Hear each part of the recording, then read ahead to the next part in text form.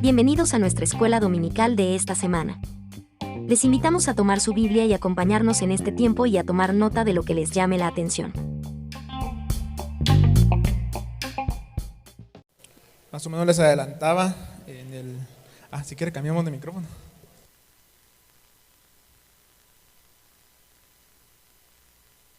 Sí.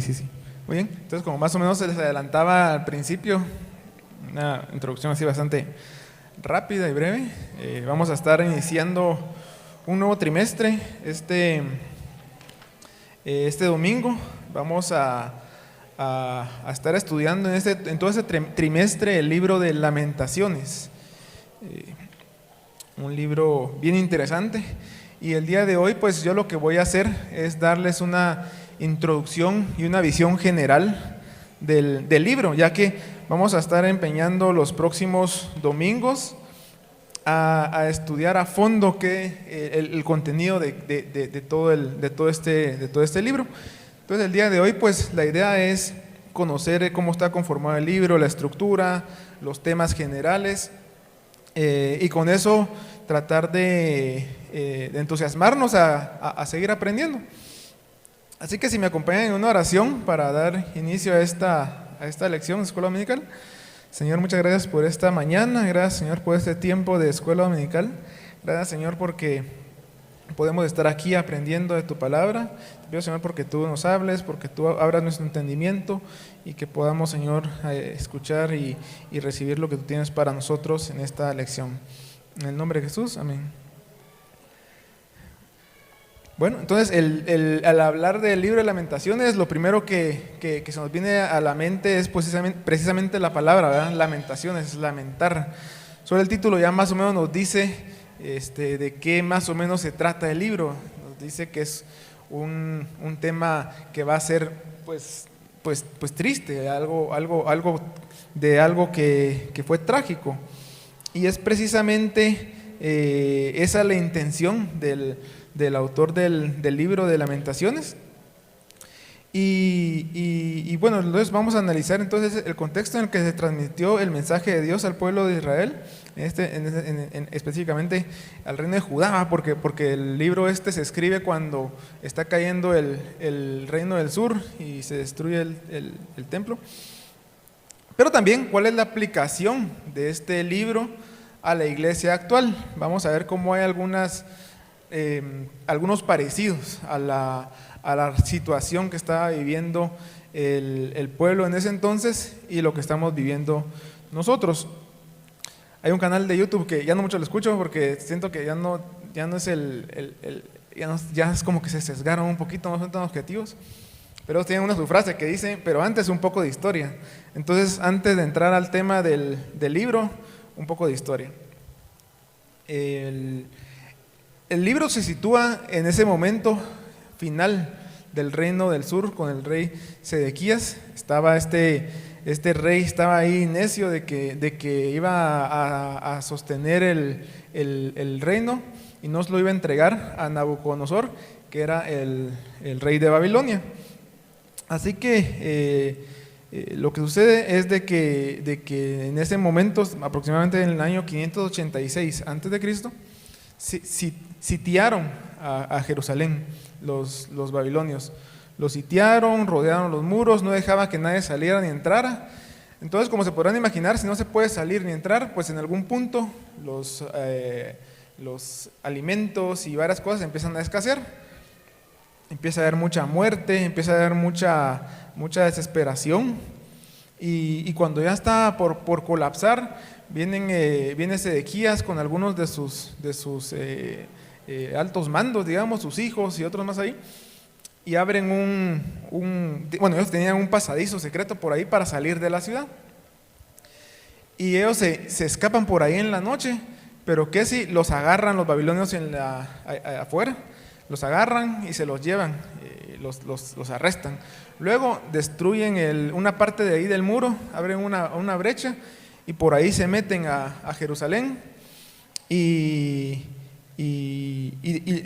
la saquean, destruyen el templo, los palacios, toda esa grandeza de la que nos habla de lo que nos hablan libros anteriores y capítulos anteriores, la grandeza esa del templo que había construido Salomón, toda esa riqueza que había ahí, el palacio y la casa que había hecho David, un montón de cosas que eran como que dice la joya de la ciudad y que era de gran admiración para el mundo, pues cayó y se destruyó en ese momento. ¿Y qué pasó con el rey? Al rey le sacaron los ojos, pero antes de sacarle los ojos, vinieron y agarraron a sus hijos y los degollaron. Entonces imagínense, ¿va? Lo último que él vio con sus ojos fue cómo degollaron a sus hijos. Y se lo llevaron preso a Babilonia. A una gran parte de la población la capturaron y se la llevaron. Ese fue uno de los exilios, ¿va? Del pueblo de Israel. Se llevaron no se llevaron a los peores, digámoslo en algún sentido, sino que se llevaron a los más inteligentes, a los que tenían cierta capacidad, a los que tenían distintas condiciones, pero a los que eran así los más pobrecitos, a esos los dejaron en Jerusalén para que cuidaran las cosechas y las viñas. Es decir, una parte se quedó ahí y otra parte se la llevaron exiliada a Babilonia, y otro montón pues los mataron, ¿verdad? Entonces estamos viendo una escena que alguien podría decir que es hasta cierto punto grotesca, ¿verdad? La muerte, la desolación, la sangre que se derramó en ese momento pues fue exagerada.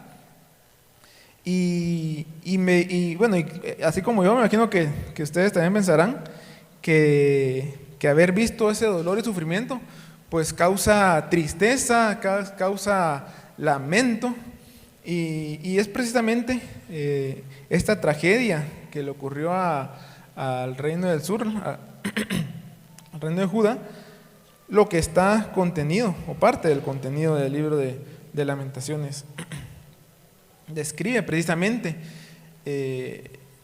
las emociones que vivieron las personas que estaban ahí. Si quiere, pasa de ahí, hermano.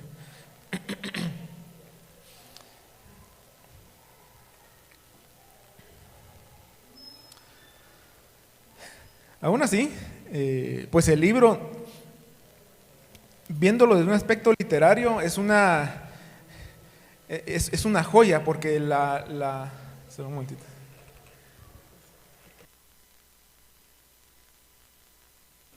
Solo una pregunta: un carro Mazda azul 247 FCK. Si no, tal vez habría que preguntar ahí arriba No, ¿verdad? No. Esperemos que no. Muy bien. Luego de estos comerciales, vemos de que el libro de Lamentaciones es una joya literaria, les decía, ¿verdad? Porque la forma en la que está escrito, la forma en la que lo estructuraron, nos habla de alguien bien inteligente. Y no se sabe a ciencia cierta el autor, así como en otros casos. La tradición lo ha atribuido a que fue Jeremías, porque él fue el que vivió en ese tiempo, ese momento. Pero sea cual sea el caso, el libro el libro por sí es una colección de 5 poemas. Son realmente poemas los que están escritos ahí, y están escritos de un estilo poético en forma acróstica. ¿Qué es un acróstico? Si se recordarán, cuando hacíamos a veces cosas ahí, digamos, por ejemplo, aquí tengo esta botella, la marca es Cielo. Bueno, entonces la C, digamos, casa; I, iglesia; E, escuela; L, lugar, O, oso. Es un acróstico, ¿verdad? Una colección de letras así. Bueno, entonces resulta que el libro vamos a pasar para acá. Voy a ponerme a este lado. Bueno, entonces el libro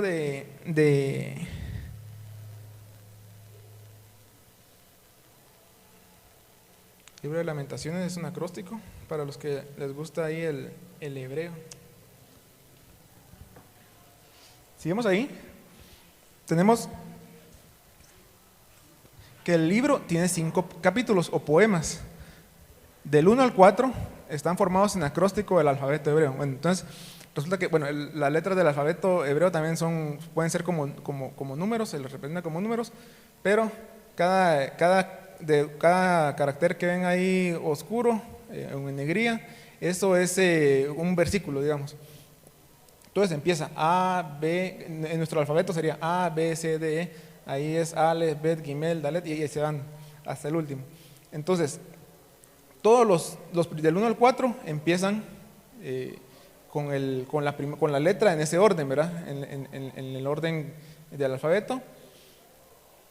Los capítulos 1, 2 y 4 tienen un verso por letra, y el capítulo 3 tiene 3 versos por letra, para formar un total de 66 versos, porque el alfabeto de ellos tiene 22 letras. Entonces, resulta que y el capítulo 5, o el versículo 5, ese sí ya no trae esta estructura. Y hay algunas teorías, pero nos habla entonces del diseño del que lo escribió y la intención de ponerlo de esa manera.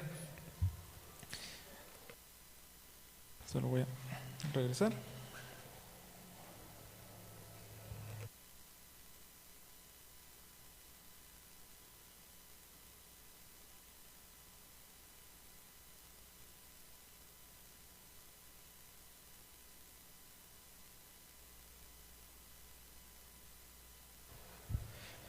Entonces,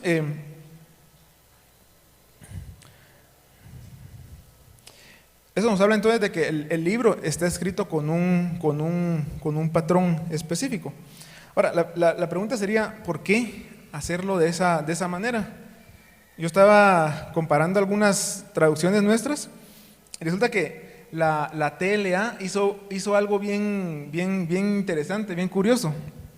Resulta que ellos en la traducción hicieron un acróstico con unos mensajes. La TLA, la versión de la Biblia TLA, está como más dirigida a jóvenes, con un lenguaje más sencillo, más práctico. Entonces ellos lo que hicieron fue que por cada versículo pusieron una letra que traía un mensaje. Entonces se vuelve una curiosidad. Y la versión NBI, lo que hicieron fue que separaron los versículos así por cada una de las letras del alfabeto hebreo igualmente. No puede empezar o podría ser, pero la idea es que al ver eso uno no se pierda de ese esfuerzo, digámoslo así, y de esa curiosidad en algún punto que tiene este libro de Lamentaciones. Yo honestamente nunca lo había, bueno, posiblemente sí lo vi, pero ya no me acordaba de ese tema, ¿verdad? Pero también el tema de que fuera un acróstico es útil para memorizar, es útil para recordarse, ¿verdad? Porque si uno dice, bueno, pensamos en nuestro alfabeto, si empieza con la A, entonces sería algo así como arriba en los cielos, le dicen en el segundo versículo, empieza con B, bueno eres tú, oh Dios. Ahí viene con la C, creo en ti, en lo que haces, ¿verdad? Entonces se vuelve una buena herramienta para que a uno le ayude a memorizar. Pero también pueden haber otros 2 propósitos adicionales. Uno de ellos es de que también puede expresar que la persona o la sección llegó a tal grado de angustia que su angustia y el dolor iba de principio a fin, ¿verdad? En nuestro alfabeto sería como que estamos en el dolor de la A a la Z, nos duele de principio a fin. Y la otra es que pone limitaciones artísticas sobre el lamento y evita que se convierta en un llanto, un aullido o un lloriqueo descontrolado. Entonces, al escribir de esa manera, como que de alguna manera contengo las emociones y les doy un propósito y las direcciono y las enfoco de una mejor manera.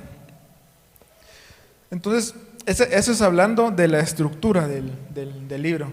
Ahora, hablando del mensaje general del libro, pues ya hablamos de que el libro se escribe en el momento de la destrucción de Jerusalén y del templo, y cuando se van al exilio algunos de los habitantes. Pero principalmente el mensaje no es más que la aceptación del juicio de Dios a causa del pecado y la esperanza de restauración que ofrece el mismo Dios que castiga. Y para esto vamos a analizar algunos temas o tópicos que hay en el contenido completo del libro. El primero es la corrupción del liderazgo de Israel. Ahí me llama la atención, si vemos en el libro de Lamentaciones, capítulo 2, versículo 19.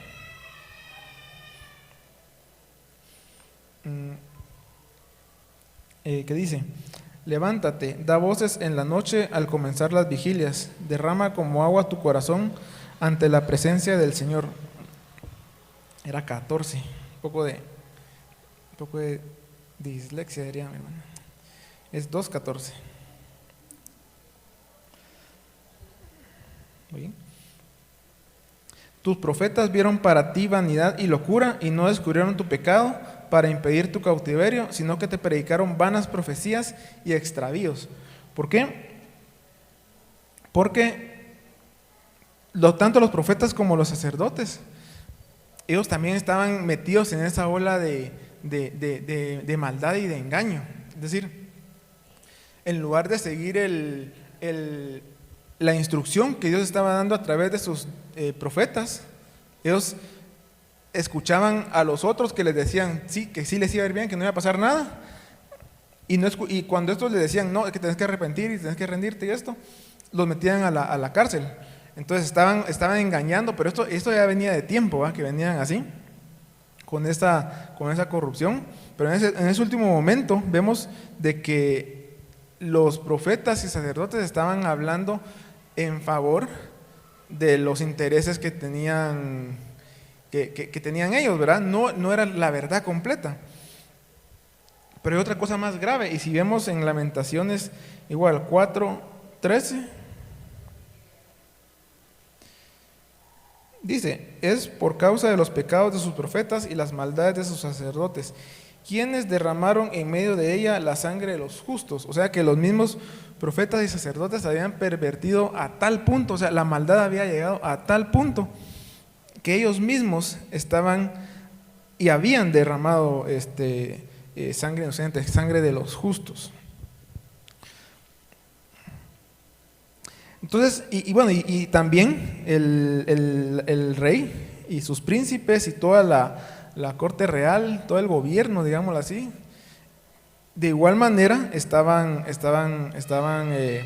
corrompidos, estaban moralmente alejados completamente de Dios. Y tristemente las consecuencias de sus malas decisiones afectaron a todo un pueblo.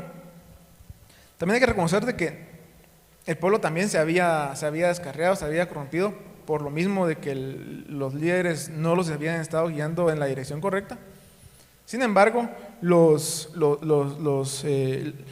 las decisiones que tomaron este rey y los príncipes y los gobernantes influyeron y afectaron a la decisión, al destino de sus súbditos, digámoslo así.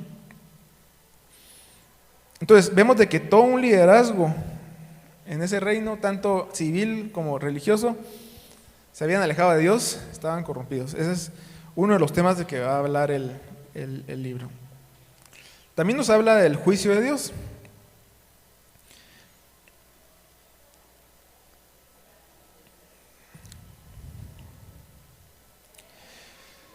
Y es que a veces pensamos de que Dios no va a castigar el pecado, que Dios no va a castigar la maldad, y que Dios no va a castigar lo que nosotros o lo que una persona haga mal en contra de él, ¿verdad? Y este libro nos habla de que Dios lo castiga fuertemente y el libro nos dice de que a pesar de que fue duro, también ellos aceptaron de que ese juicio, ese castigo de Dios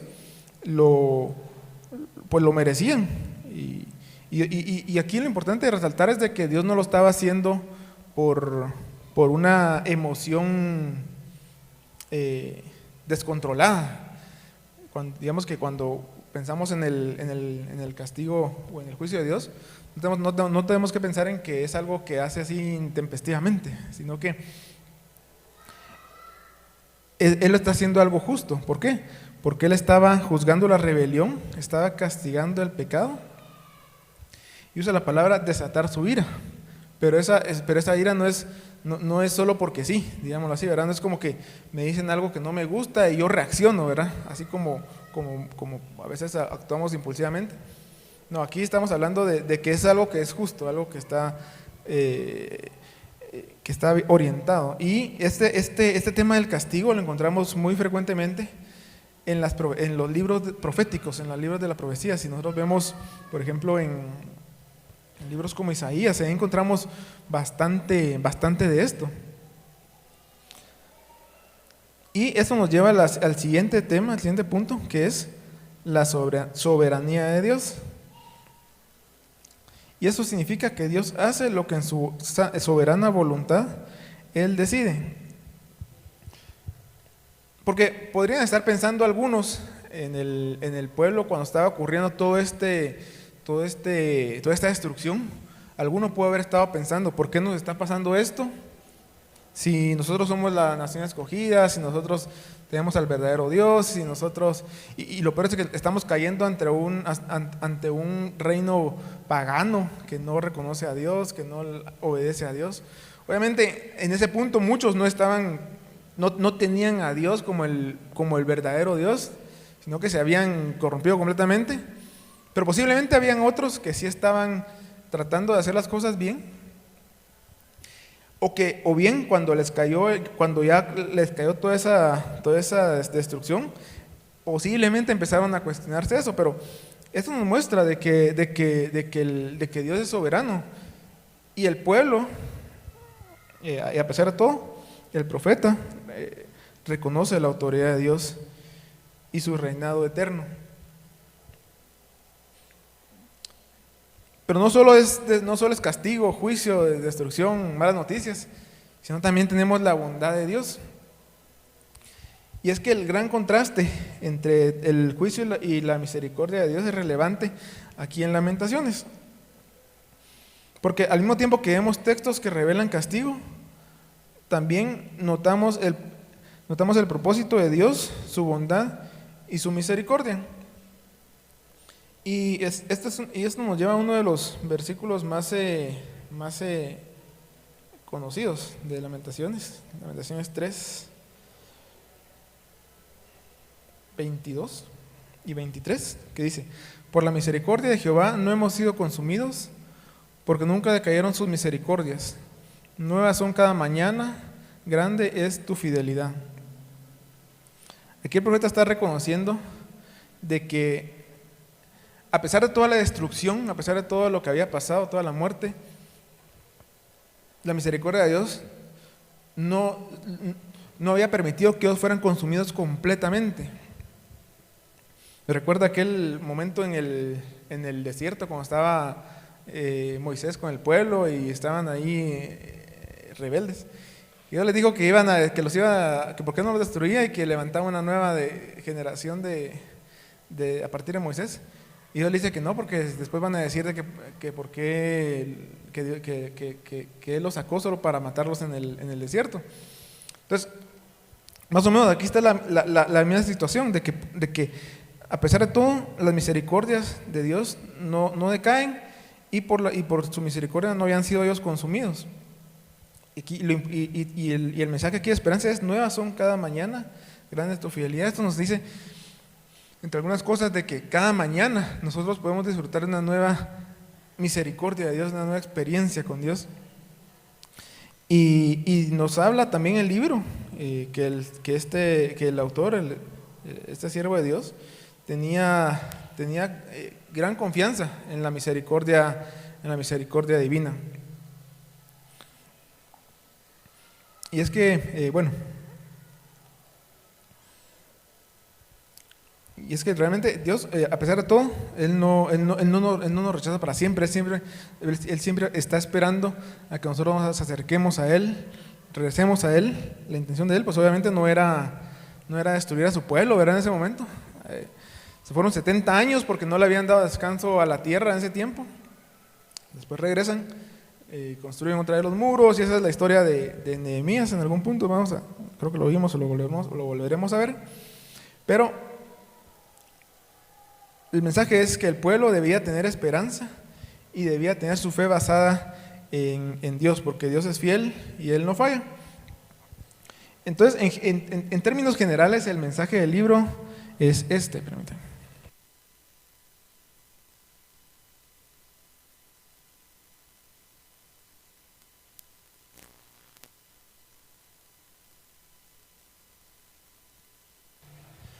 Porque resulta que el libro se llama originalmente Eijá, que eso es algo así como cuando le dicen, fíjate que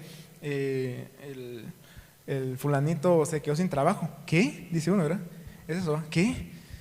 Pero también fue evolucionando y siendo traducido también como cantos fúnebres, cantos o llanto, lamento, ese tipo de cosas. Bueno, el primer poema nos habla de la pena y vergüenza de la señora de Sión.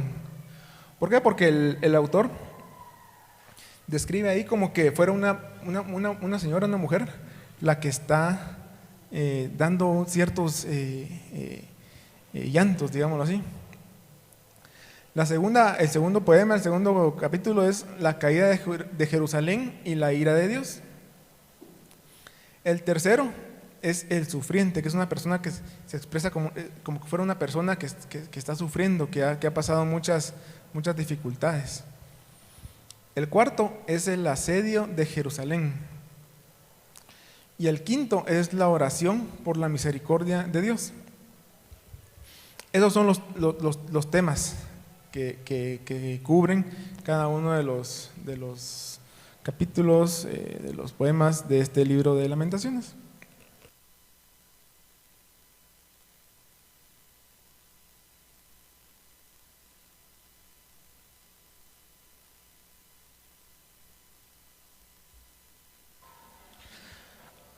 Hasta este punto, pues no sé si alguien quisiera agregar algo o comentar algo de lo que hemos estado hablando.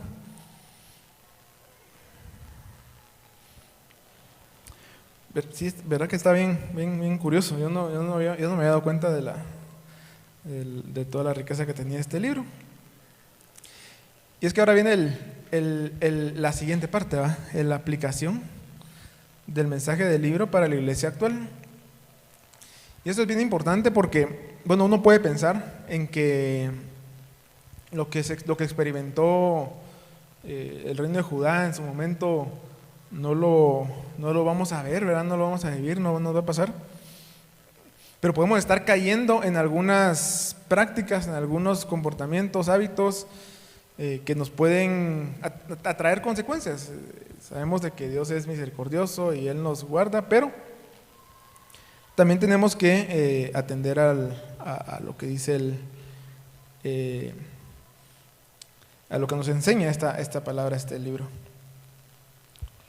La primera es de que Dios quiere que hayamos líderes conforme al corazón de Dios. Y digo que hayamos porque cada uno de nosotros en el lugar en el que está, aunque no parezca, aunque no crea, pues experimenta y ve y ejerce cierto liderazgo, pero específicamente de aquellos líderes que en algún punto, en algún momento están en la iglesia,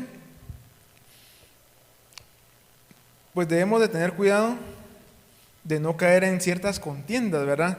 De no caer en ciertos conflictos entre líderes, entre líderes de una iglesia con otra, envidias, celos, egoísmo, competencia entre ministerios, ese tipo de actividades y actitudes que destruyen en realidad.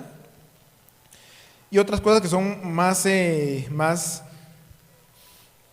como que más lógicas, ¿verdad? Por ejemplo, no caer en temas de codicia por dinero, pecados sexuales, anhelos desmedidos de poder, ¿verdad? Puede pasar. El tema del orgullo, es decir, donde yo me tengo que ver más por quien yo soy y no porque estoy y no desviar mi atención de quien realmente la merece, ¿verdad? Que es Dios. Pero también al predicar y al hablar y al dar charlas y ese tipo de cosas, que únicamente sean positivistas y emocionales. Hoy día es como muy común tener mucho contenido que nos estimulan a ser positivos, a tener buena actitud, y es bueno, creo yo, pero no se puede quedar ahí, porque el tema es de que nosotros estamos en la tierra por un breve periodo de tiempo, al compararlo con la eternidad, y lo más importante no es este puntito que vamos a estar aquí en la eternidad, sino el resto. Entonces, es importante que también se den mensajes y palabra que desafíe, que confronte, que llame al arrepentimiento, y no únicamente para quedar bien con mi audiencia.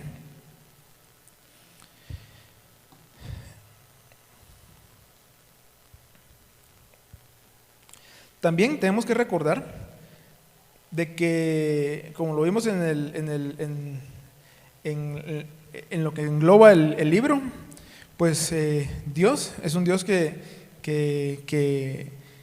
aún castiga el pecado. Esto es importante que lo tengamos en mente. Y no solo eso, sino que también el pecado trae consecuencias. Hoy día estamos gozando de la gracia, ¿verdad? Y ya muchas cosas que antes eran muy difíciles de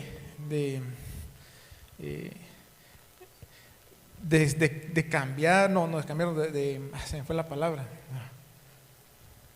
Bueno, el punto es que hoy día, gracias al sacrificio de Cristo, hoy lo recordamos con la Santa Cena, pues Él nos da gracia, nos da su Espíritu Santo y tenemos esa facilidad, pero tampoco podemos descuidarlo y abusar de eso, ¿verdad?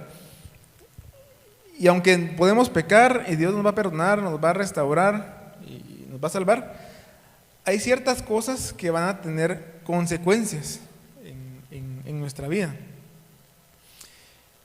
Y esperemos de que las consecuencias únicamente las experimentemos en el presente, pero también puede ser que las consecuencias las experimentemos en la eternidad, que esa es la parte más complicada, porque ahorita, en este momento, es en el que nosotros podemos venir y ser salvos, podemos arrepentirnos, y ese es precisamente el llamado de Dios, que nos volvamos a Él, que nos arrepentamos.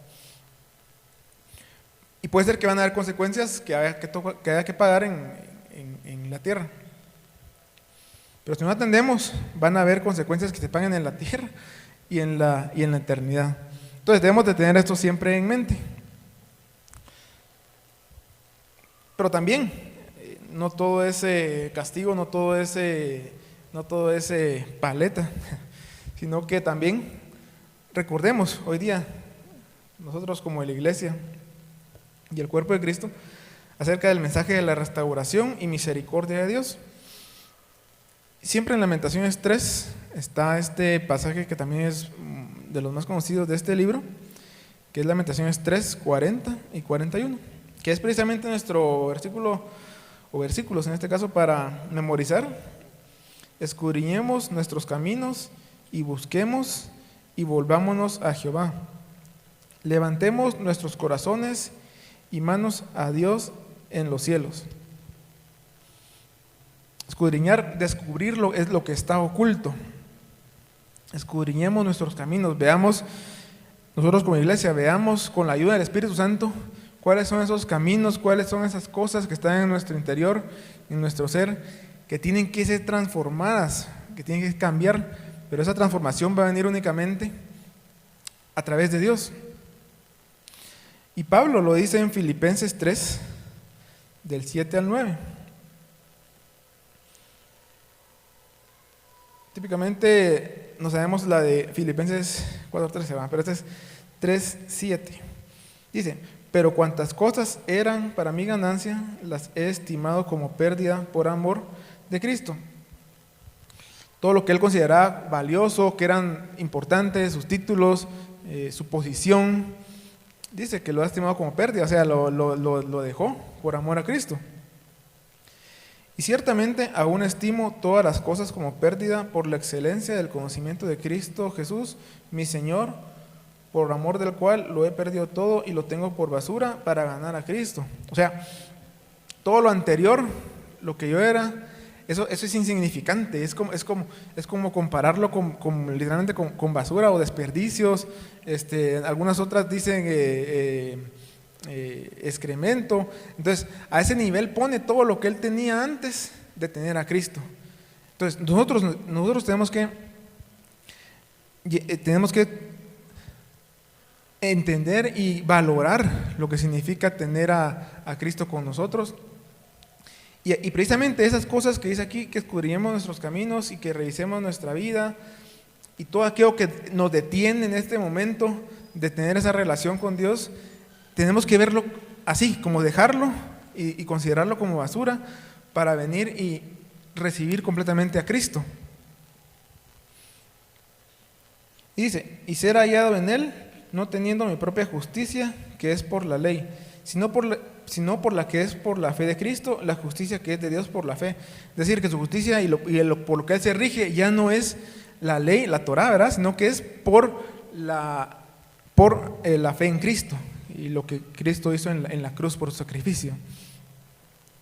Todos como iglesia tenemos este momento, este tiempo, y este libro de Lamentaciones nos trae ese mensaje de buscar a Dios, tener un mayor grado de relación de cada creyente, que cada día de la semana podamos tener un tiempo para tener nuestra intimidad con Dios, poder estudiar su palabra, orar, mejorar y hacer crecer esa relación con Dios, y verlo como algo, como en algunos pasajes dice, como una delicia, como a mí me pasa, ya hace un buen tiempo para acá, que después del almuerzo me dan ganas de algo dulce, algo dulcito, algo rico, puede ser desde un chocolatito hasta un helado, pero verlo así, ¿verdad?, como esa delicia, como eso rico, verlo de esa manera, que nuestra relación con Dios y nuestra estudio y de la palabra sea intenso,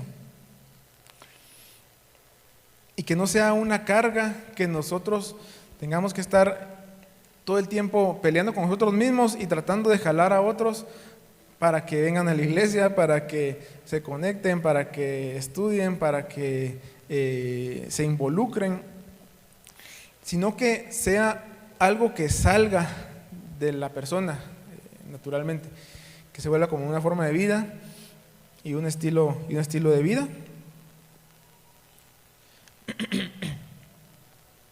También a dejar toda frialdad espiritual, humillarnos en la presencia de Dios, darle lo primero y lo mejor a Él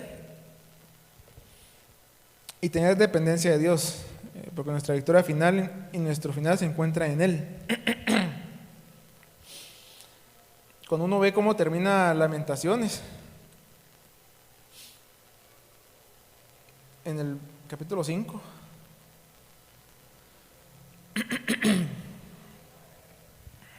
los últimos 3 versículos dice: ¿por qué te olvidas completamente de nosotros y nos abandonas tan largo tiempo?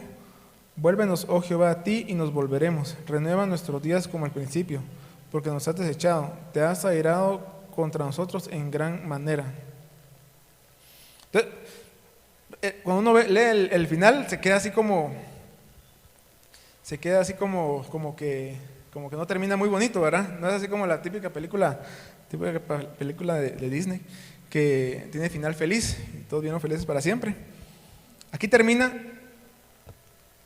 con un pueblo que está viviendo esa realidad, ese presente, y eso es mucho de lo que se va a estar estudiando en las próximas semanas, acerca precisamente del presente, de la aflicción presente. Ellos se quedaron con esa aflicción presente, Pero un poquito antes dice: mas tú, Jehová, permanecerás para siempre, tu trono de generación en generación. Hay una esperanza, y ellos tenían su esperanza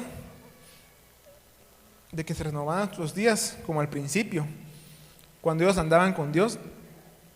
Y ese mismo mensaje es el que nos queda, están en medio de la desesperación, de esa percepción de que quizá Dios se airó contra nosotros en gran manera.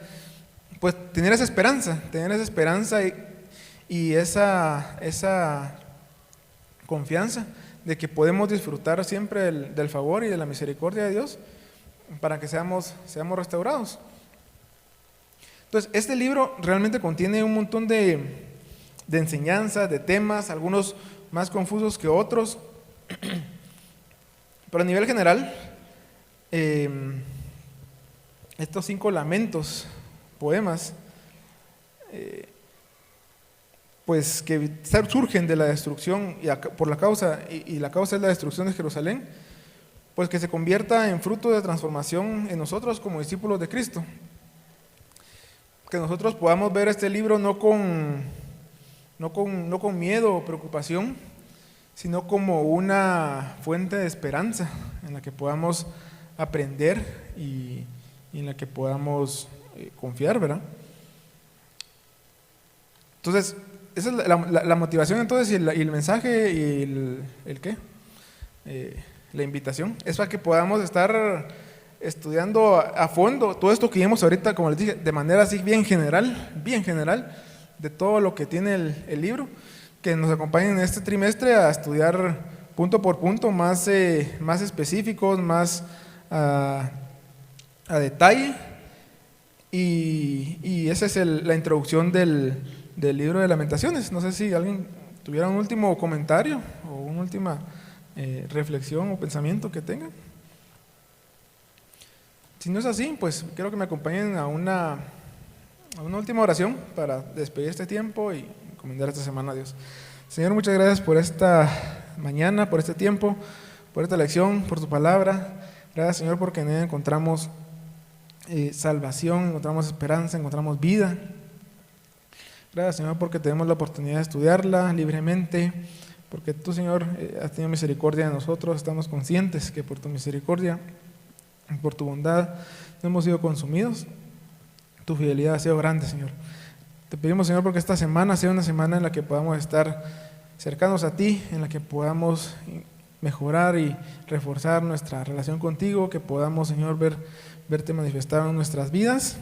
Llévanos con bien a nuestros hogares, a nuestras actividades, que el resto de este día pueda ser un tiempo en el que podamos dedicarlo a ti y a estar compartiendo con los demás.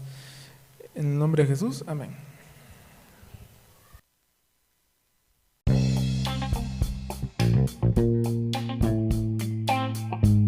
Gracias por acompañarnos una lección más, deseamos que haya sido de bendición. Les esperamos la próxima semana. Dios les bendiga.